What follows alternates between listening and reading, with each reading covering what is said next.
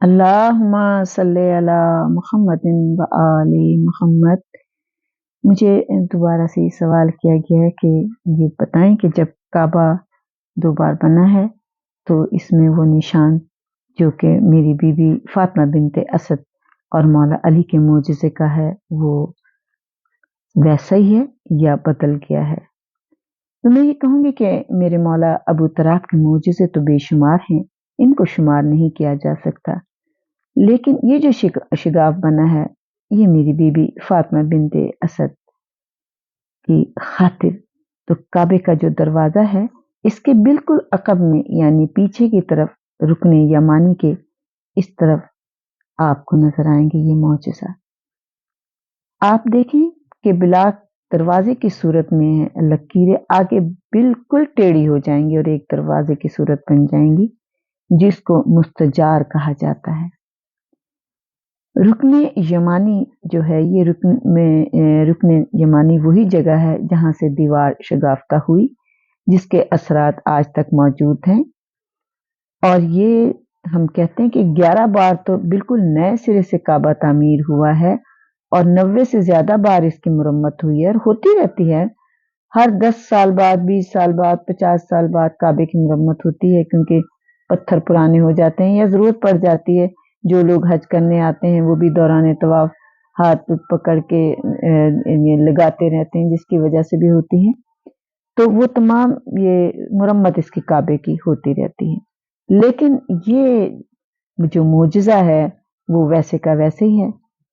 और जब आप रुकने यमानी का तवाफ करते हुए इस जगह पहुंचेंगे तो शाज़रवान के पास, शाज़रवान क्या चीज़ है?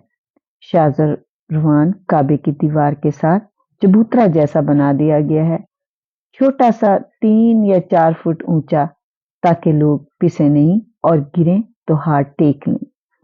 शाज़रवान के साथ जब आएंगे, दीवार के साथ हाथ लगाते लगाते तो रुकने यमानी के पास जब आप पहुंचेंगे तो आपको नजर आएगा कि आपके कद के बराबर, एक इंसान के कद के बराबर से लेकर नीचे तक पूरी दीवार में ब्लॉक लगा दिए गए हैं।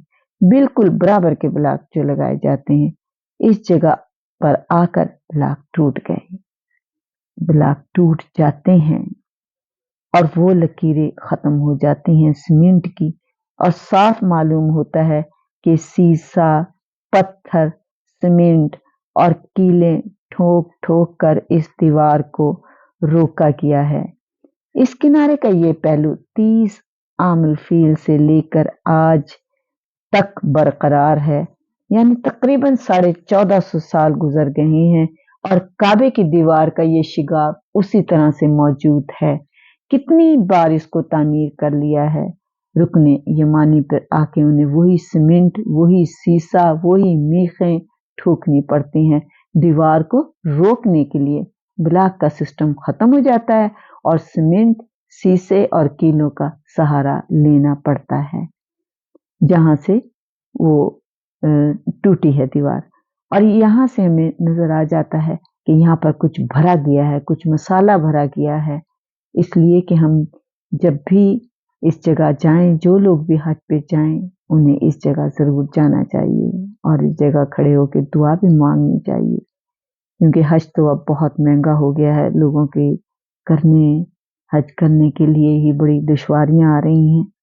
लेकिन बहरहाल अगर आपको खुदावंद करीम ले जाए तो मेरे मौला की इस मोजिज़े को जरूर देख के आइए। फातिमा बिनते असद के इस मोजिज़े को जरूर देखिए और वहां खड़े होकर दुआ मांगिए।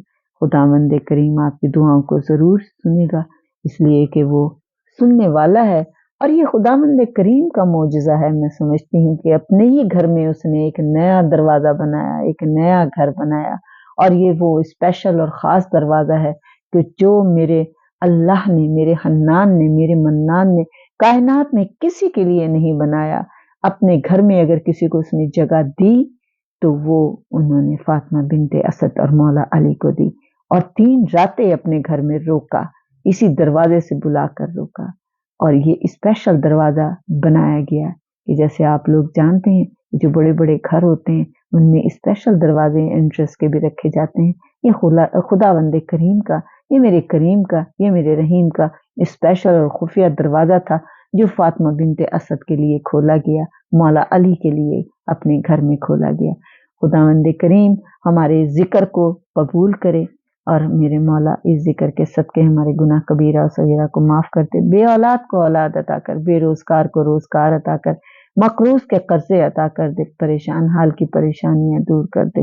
اے میرے رحیم تجھے واسطہ ہے محمد و آل محمد کا، جو مومن اور مومنات خصوصاً میرے والدین جو اس دنیا سے چلے گئے انہیں بخش دینا، ان کی قبروں کو نور محمد اس منور کر دینا۔ اے میرے رحیم تجھے واسطہ ہے اپنے خاص کلام کا، میرے امام زمانہ کا جلد ظہور ہو جائے۔ اللہم صلی علی محمد و آل محمد۔ اے میرے مولا میرے ذکر کو قبول کر لینا، میرے گناہ کبیرہ و صغیرہ کو بھی معاف کر دینا، میری قبر میں پنجتن پاک پارا امام چہارتا معصومین۔ اللہم صلی علی محمد و آل محمد۔